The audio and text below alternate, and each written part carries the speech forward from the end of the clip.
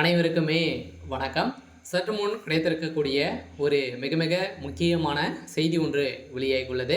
சற்று முன் பாலியல் வழக்கில் மாணவி கொடுத்த வாக்குமூலம், உதயநிதி தான் அந்த சார், இது மாதிரி இப்போ பார்த்தீங்கன்னா அதிரடியாக நீதிமன்றம் தீர்ப்பு அளிக்கிருக்காங்க.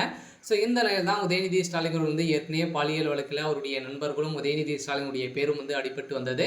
ஸோ இந்த நிலையில் வழக்கின் பார்த்தீங்கன்னா அதிரடியாக முக்கிய மாணவிகள் பார்த்தீங்கன்னா பாலியல் தொழிலின் அடிப்படையில் ஞானேஸ்வர் அவர்கள் முக்கிய புள்ளியாக கைது செய்யப்பட்டு அவர் பார்த்தீங்கன்னா அவர் கொடுத்த வாக்குமூலத்தின் அடிப்படையிலும் அதே மாதிரி அவருடைய வீட்டில் ரைடுகள் நடந்தது. இந்த ரைடின் அடிப்படையில் அங்கு சிக்கிய ஆதாரத்தின் அடிப்படையிலும் உதயநிதி ஸ்டாலின் அவர்களுக்கு இதில் நிறைய தொடர்புகள் இருக்குது. உதயநிதியுடைய நண்பராக தான் பார்த்தீங்கன்னா ஞானசேகர் அவர்கள் பார்த்தீங்கன்னா இருந்திருக்காரு. ஸோ இந்த நிலையில் தான் அவர் திமுகவுடைய அடிப்படை உறுப்பினராக கூட இல்லை அப்படிங்கிற மாதிரி பார்த்தீங்கன்னா திமுக சார்ந்த அமைச்சர் ரகுபதி அவர்கள் சொல்லியிருந்த நிலையில் ஸோ திடீர்னு எதிர்கட்சிகள் அனைவருமே பார்த்தீங்கன்னா இவர் சமீப காலத்தில் சுப்பிரமணியன் அவர்கள் பார்த்தீங்கன்னா அவருடைய நெருங்கிய நம்பராகவும் அவர் கூட பார்த்தீங்கன்னா அந்த வழக்கில் வசமாக சிக்கி அவர் கூட இருந்தது அனைத்து போஸ்டர்களும் பார்த்தீங்கன்னா சிக்கியிருக்கு.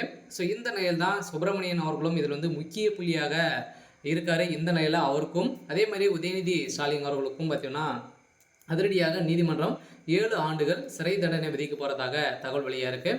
ஸோ இதை பற்றி இந்த வீடியோவில் நம்ம முழுமையாக பார்க்கலாம். ஸோ அதுக்கு முன்னாடி நம்ம சேனலுக்கு இப்போ தான் நீங்கள் முதல் முறையாக வந்திருக்கீங்க அப்படின்னா மறக்காமல் நம்மளுடைய சேனலை சப்ஸ்கிரைப் பண்ணி சப்போர்ட் பண்ணுங்கள். ஸோ வாங்க வீடியோக்குள்ளே போகலாம்.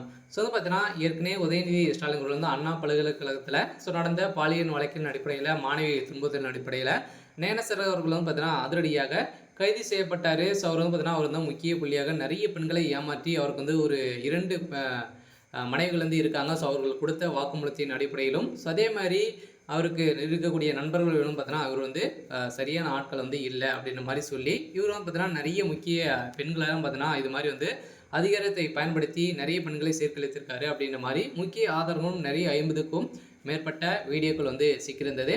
இந்த வீடியோக்களின் அடிப்படையில் இப்போ இந்த வீடியோக்கள் அனைத்துமே நிறுவனமாக இருக்கக்கூடிய நிலையில் உதயநிதி ஸ்டாலின் அவர்களும் இதில் இந்த வீடியோ சீக்கிரக்கே சொல்ல பார்த்தீங்கன்னா எக்கச்சக்கமான வீடியோக்கள் சிக்கிய சம்பவத்தின் அடிப்படையில் தான் இப்போ உதயநிதிக்கு அவருடைய கதை ஒட்டுமொத்தமாக முடிந்திருக்கு. சொல்ல அடுக்கடுக்காக பார்த்தீங்கன்னா உதயநிதி மீது நிறைய புகார்கள் வந்திருக்கக்கூடிய நிலையில் தான் இப்போ உதயநிதி தான் அந்த சார் அப்படின்ற மாதிரி தகவல் இருக்குது. இதெல்லாம் நீதிமன்றம் வழங்கக்கூடிய தீர்ப்பின் அடிப்படையில் இப்போ உதயநிதியுடைய கதை ஒட்டுமொத்தமாக முடிந்திருக்கு. சில தமிழகத்தில் சமீப காலத்திலேருந்தே திமுக ஆட்சிக்கு வந்ததுலேருந்தே ஒரு மிகப்பெரிய பிரச்சனையாகவே போயிருக்கு. சில இருந்தாலுமே பாலியல் வழக்கில் இப்போ மாணவி கொடுத்த வாக்குமூலத்தின் அடிப்படையில் இப்போ உதயநிதி ஸ்டாலின் பார்த்தீங்கன்னா சென்றிருந்த அந்த மாணவி கொடுத்த வாக்குமூலத்தில் இப்போ உதயநிதி கதை ஒட்டுமொத்தமாக முடிந்திருக்கு.